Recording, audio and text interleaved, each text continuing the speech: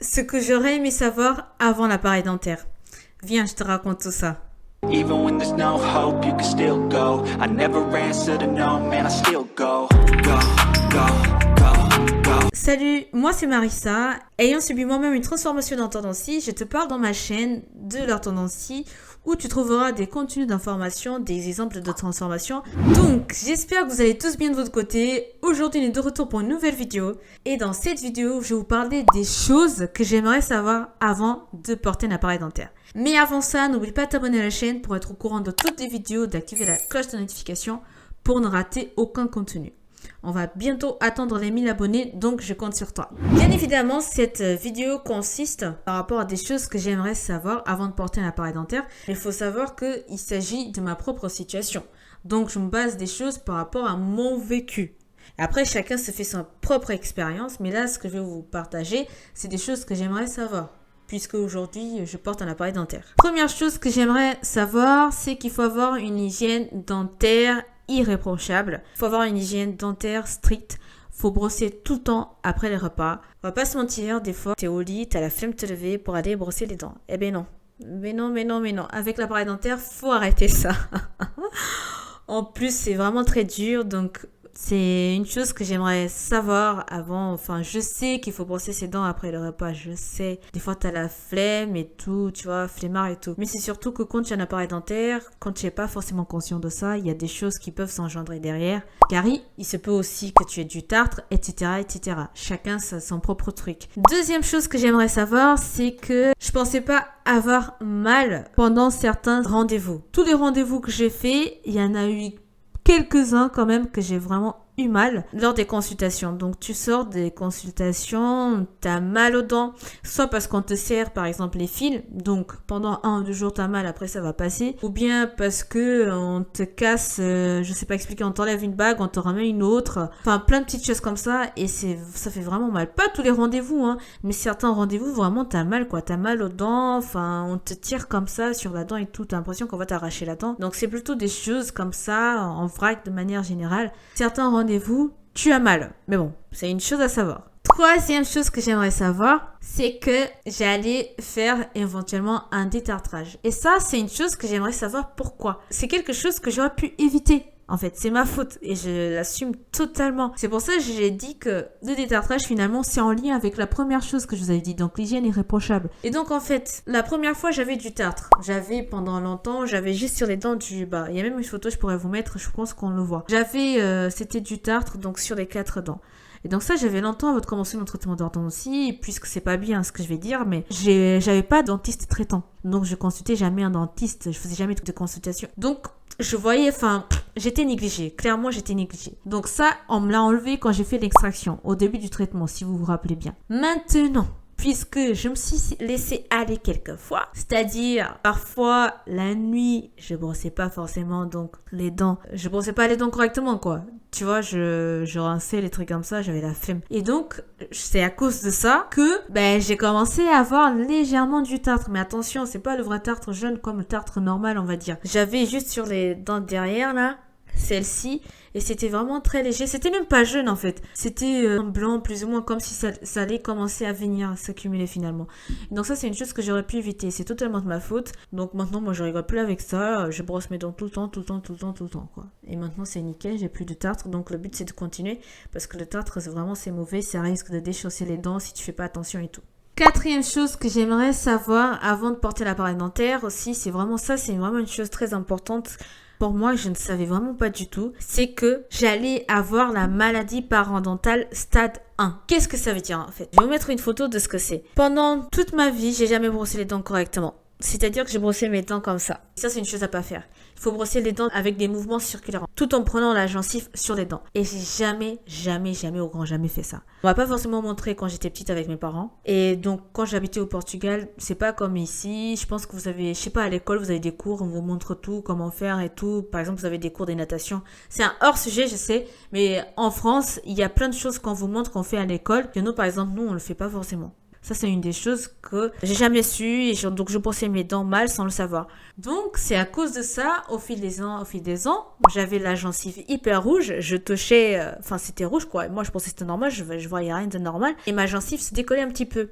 Et même la preuve, celle-ci et celle-ci, c'est un peu décollé la gencive. En fait, ça, c'est à cause de ça, parce que je brossais pas mes dents correctement. Et au fur et à mesure, ta gencive, elle se décolle. Donc, elle va commencer à descendre. Les dents vont commencer à se déchausser. Et plus tard, ben vraiment, tes dents... le stade vraiment le plus grave, c'est que tes dents vont déchausser, tu n'auras plus de dents. Donc, moi, c'est le stade 1. Pourquoi? Puisque j'avais la gencive qui saignait. Ça, c'est le symptôme. J'avais la gencive rouge, gonflée.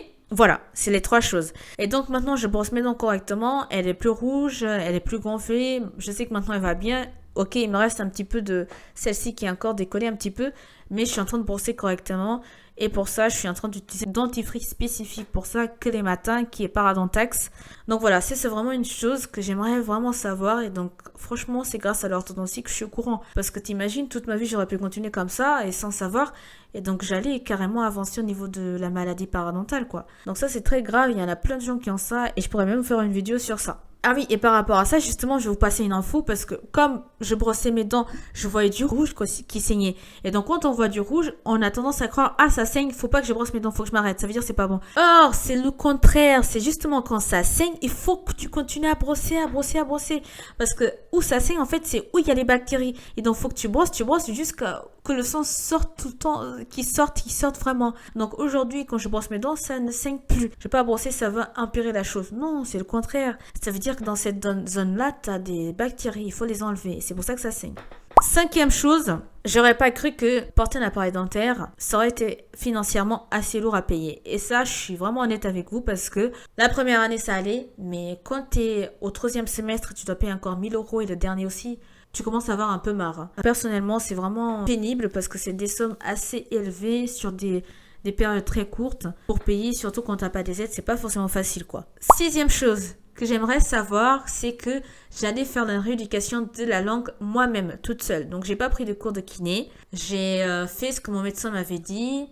Faut que je fasse attention quand je mange, quand je bois, quand je parle, quand je suis en repos. Et donc m'entraîner à mettre tout le temps la langue au palais plusieurs fois dans la journée. Donc ça, c'est une chose qui est faite. Maintenant, moi, j'ai hâte d'être à la fin de mon traitement d'orthodontie. Pourquoi? Puisqu'on va mettre le fil de contention. Et aussi, on va me passer, du moins si on ne me passe pas, je vais demander une gouttière de contention. La gouttière de contention, c'est autre chose. C'est pour finalement bloquer ta langue quand tu dors. Je mets ça à la nuit, comme ça ne touche pas.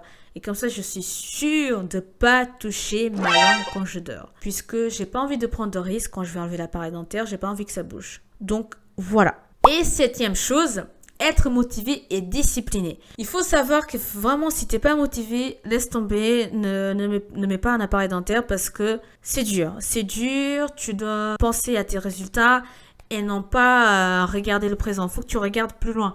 Quels sont les résultats que tu vas avoir, donc faut que tu fasses des sacrifices pour avoir des résultats. Faut que tu sois motivé, faut que tu aies envie de porter un appareil dentaire, faut que tu sois discipliné pour brosser tes dents tout le temps, pour mettre des élastiques tout le temps, faut pas oublier, enfin voilà. Il y a plein de choses comme ça. Si t'es pas discipliné et motivé, ça va être compliqué pour toi. Donc ça, c'est une des choses que j'aimerais savoir, mais après, j'ai pas eu du mal sur côté discipline. Je faisais tout le temps les choses, par exemple, pour les élastiques et tout, je mettais tout le temps. C'est plus dans le sens où parfois, t'as un peu la flemme, comme je disais, de brosser les dents, des choses comme ça. Mais c'est quelque chose à prendre au sérieux, quoi. Donc, on est arrivé à la fin de la vidéo. J'espère que vous avez aimé ce contenu. Vraiment, c'est quelque chose que je tenais à vous partager par rapport à ma propre situation. Ça peut vous guider, comme ça, vous avez un petit peu des infos par-ci, par-là. Salut la famille. Je suis venue à la fin de la vidéo pour vous dire que ça y est, j'ai ouvert mes 2 réseaux sociaux. Donc le compte Instagram, je vais vous mettre le lien, qui s'appelle donc OrthoTips avec 2-8 et le compte TikTok OrthoTips, donc ortho-8 un seul tips. Je vais vous mettre donc les 2 comptes Instagram et TikTok juste ici. Donc les amis, abonnez-vous. Cette vidéo YouTube, elle est sortie ce samedi. Et donc lundi qui arrive, juste après ce samedi, je vais commencer à balancer du contenu sur ces 2 réseaux sociaux. Ce qui veut dire que à partir de lundi, sur Instagram et TikTok, je vais commencer à lancer des publications. Donc j'ai créé 2 comptes de réseaux sociaux en parallèle de ma chaîne YouTube. Pourquoi? Pour vous apporter encore plus de contenu, plus facile à comprendre, des contenus très simples à comprendre et ludiques, que ce soit via les posts et les réels. Donc les réels sur TikTok et les posts et réels sur Insta. Je suis vraiment enthousiaste. Donc franchement, allez-y, vous abonnez s'il vous plaît, soutenez-moi à fond. Allez-y, vous abonnez en masse pour qu'on puisse grandir ensemble. Si vous avez des questions, maintenant c'est là-bas qu'il faudra y aller. Faudra plus y aller sur mon compte perso. Donc maintenant, je vais être à fond sur les deux comptes orthotypes sur Insta et TikTok. Si vous avez des questions, n'hésitez pas à aller sur Insta. Vous savez que je vous réponds tout le temps. Maintenant, on est à fond sur ces réseaux sociaux et aussi sur YouTube. Donc, j'espère que tout ça va vous plaire. Franchement, il y a beaucoup de choses qui arrivent, du bon contenu. Vous allez avoir des contenus en plus. Ça sera un bonus pour vos questions sur des choses dans le quotidien, etc. Vous pouvez poser des questions et faudra pas rater parce que je vais être tout le temps présente sur Insta. C'est-à-dire, je vais partager aussi des petites stories de mon quotidien. Vraiment, je vais être avec vous tous les jours, quoi. Vous connaître un peu plus, que vous me connaissez un peu plus, pour qu'on soit une communauté proche. Donc, on va partir depuis zéro sur les réseaux sociaux.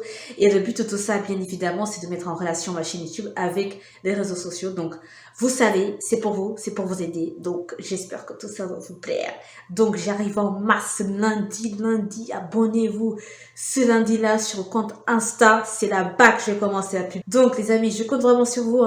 Je compte sur vous. Allez, à plus.